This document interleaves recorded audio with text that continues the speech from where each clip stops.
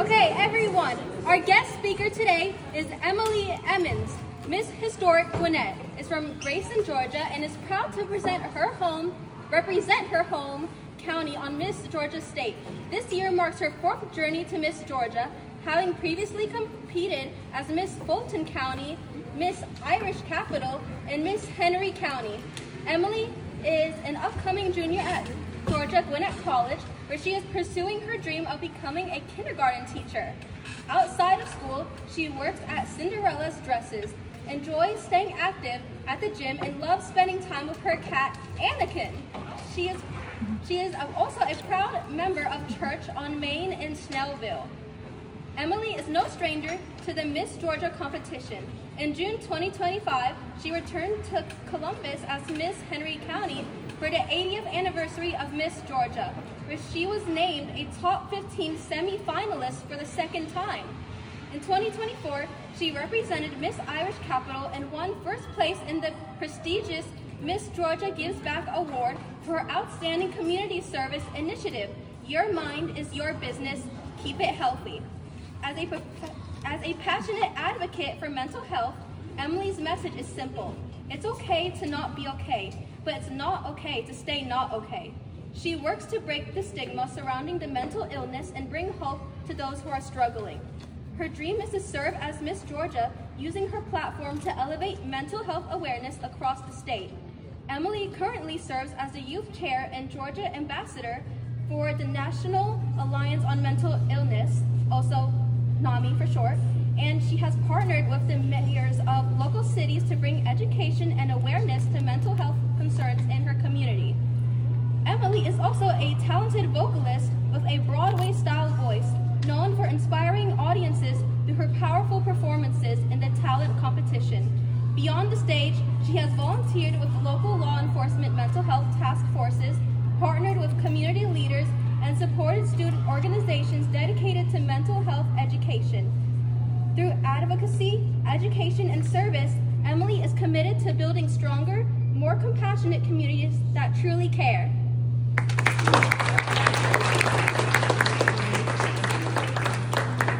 Well, hi everybody. So I like to start out with this one question, just to make me feel good a little bit. How old do y'all think I am? 15? Okay, y'all, you definitely get a ribbon. So, like, who said it? Yes. You said it, girlie?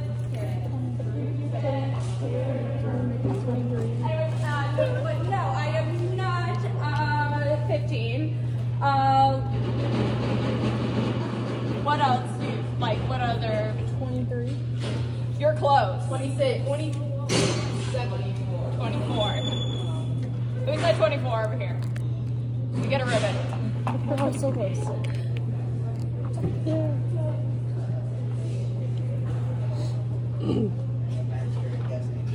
And those are mental health ribbons, so just to let you know.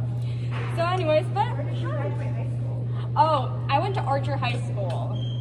Yes, I was class of 2020.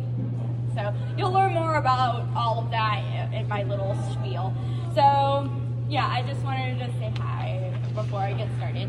But anyways, good afternoon, everyone. Thank you so much for having me here today. My name is Emily Emmons, and I'm honored to serve as Miss Historic Gwinnett 2026. I'm a junior at Georgia Gwinnett College, majoring in elementary education because my dream is to become a kindergarten teacher.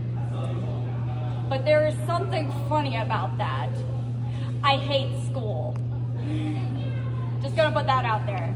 Not because I did not want to learn, but because learning was just very hard for me.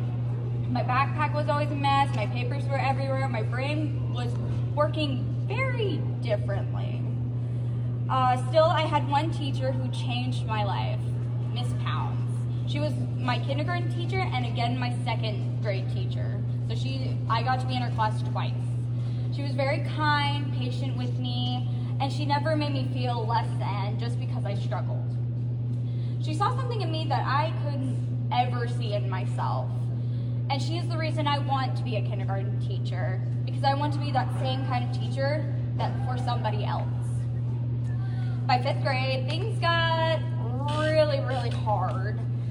Some days I could remember things just perfectly, and then other days I would just completely flop and not know what I just studied. So my mom, who is a teacher, which is right over here, I might add, she's my momager. She comes with me everywhere. So. She noticed what is happening and definitely took me to the doctor. That's when I was diagnosed with ADHD. The medications helped, but it made me feel definitely strange, and I didn't feel like myself anymore. I felt different. People noticed. Kids would be definitely cruel, and I began to believe the negative things that people had said about me. In middle school, things seemed to turn around. I switched schools and made new friends. And originally, I went to Grayson, and I switched over to Archer. Funny thing, going to the rival team. But yeah, that was a fun thing.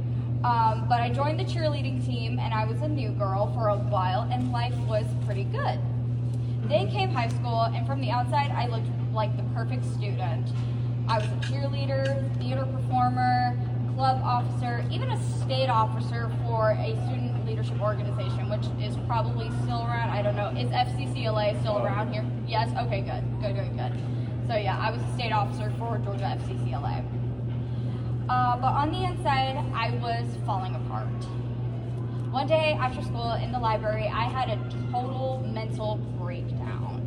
And I was crying, shaking, unable to breathe. So then my friends at the time ran and got my mom from her classroom and brought her to me, and she got me calmed down. But it was just weird how that was happening all of a sudden.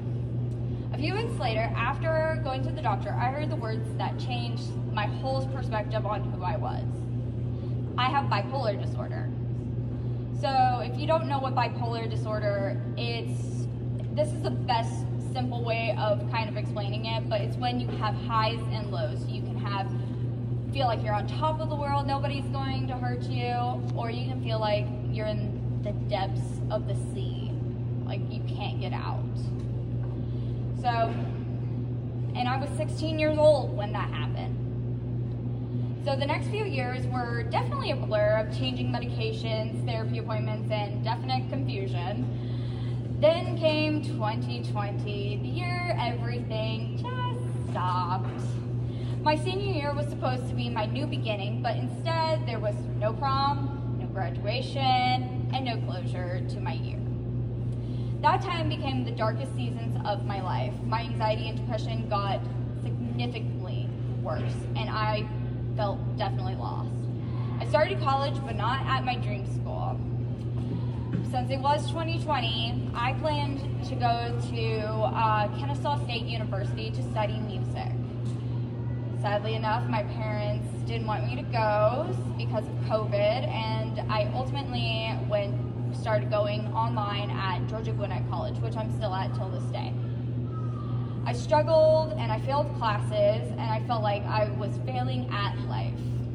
By fall of 2021, I had the worst mental breakdown of my life. But I didn't want to keep going, and I was just ready to run away from everybody. My family finally had stepped in. They found out what was happening and got me help. We saw new doctors, changed my medications, and went through a full psychological evaluation, which, if you are struggling, I say definitely try that. It's a lot of money, but it's worth it because you find out things that you did not know about yourself. So I learned about myself that I had a learning disability. I have an auditorial learning disability where if I read something on a page, like to myself and quietly, I can't seem to comprehend what I just read. Now, if it's read to me, I can comprehend. So, and then I found out I also had the lowest self-esteem scores on the planet. But there's an important thing that I had realized about the whole thing, is that it was manageable and that I finally had hope. With the right medication, therapy, and structure, I began to rebuild my life.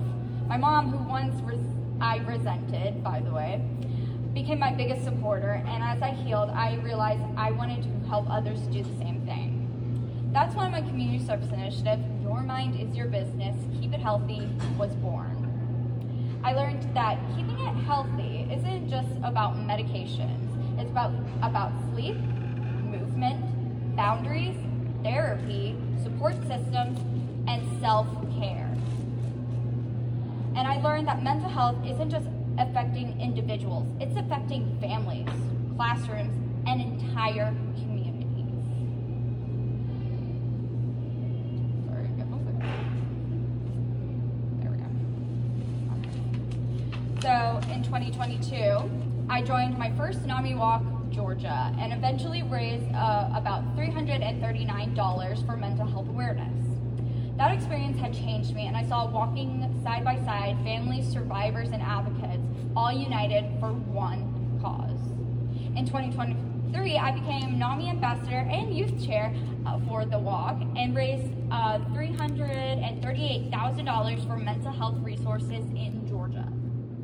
And just a few weeks ago, we walked again, celebrating progress, sharing stories, and remembering those fighting. And my work does not stop with one event. It continues through all of you. Now, I want you to pause and ask you something. So, you can just raise your hand. You don't have to call out or tell anybody anything. But how many of you know someone who has struggled with their mental health, maybe anxiety, depression, or stress?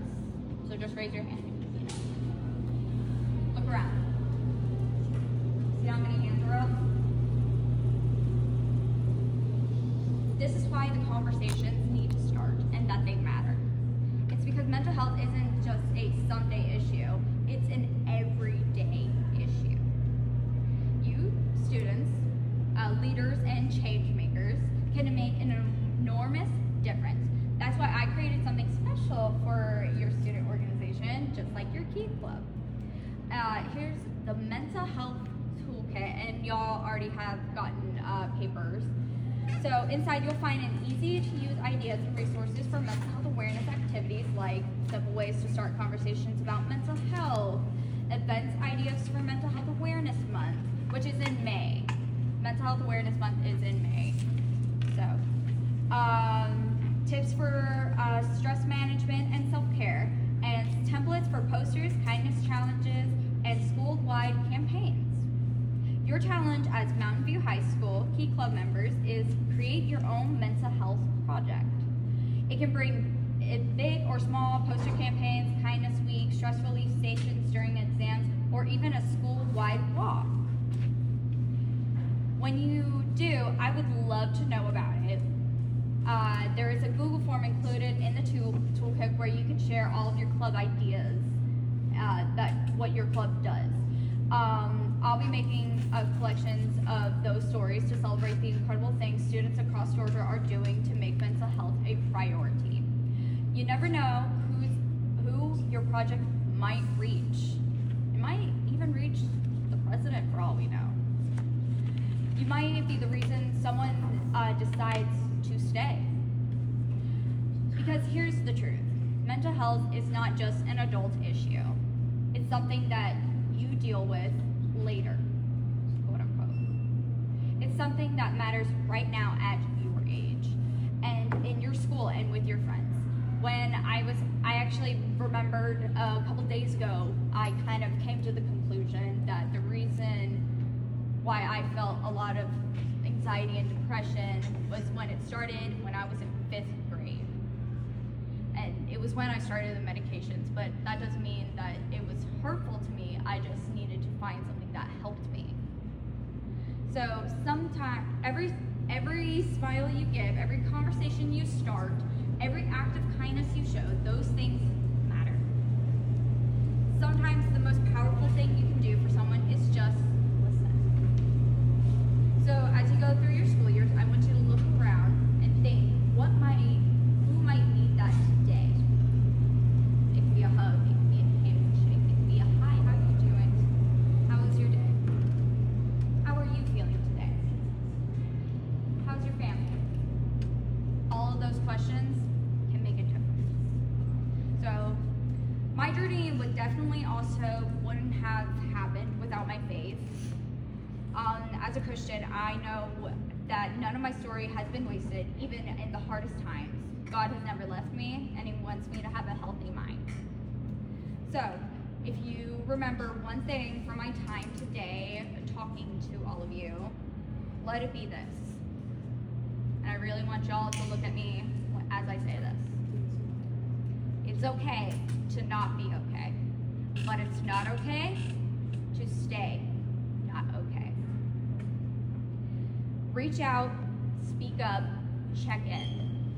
Use the toolkit and create something meaningful, and let's show our community that the future of leadership is full of compassion and courage. Together we can end the silence and the shame and the stigma. Let's keep our minds and our hearts healthy. Thank you, and thank you so much for having me here today. I would like y'all to also get out your phones real quick. So I would like y'all to follow me on Instagram and Facebook. I know probably y'all don't use Facebook, but you know, if y'all go on there, follow me on Facebook. You can follow me on the Miss Historic Gwinnett pages.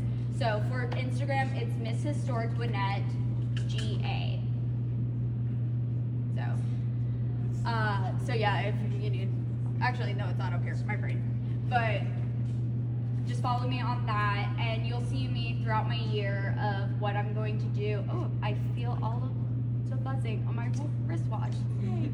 So exciting. But I'm always on there. Y'all can always text me on there. It may take me a second, but if you just need words of encouragement, I'm always here. I live in Gwinnett, so I'm just literally down the street. So I can always come back and just talk to y'all if you just need it. So yeah, again, thank you so much for having me.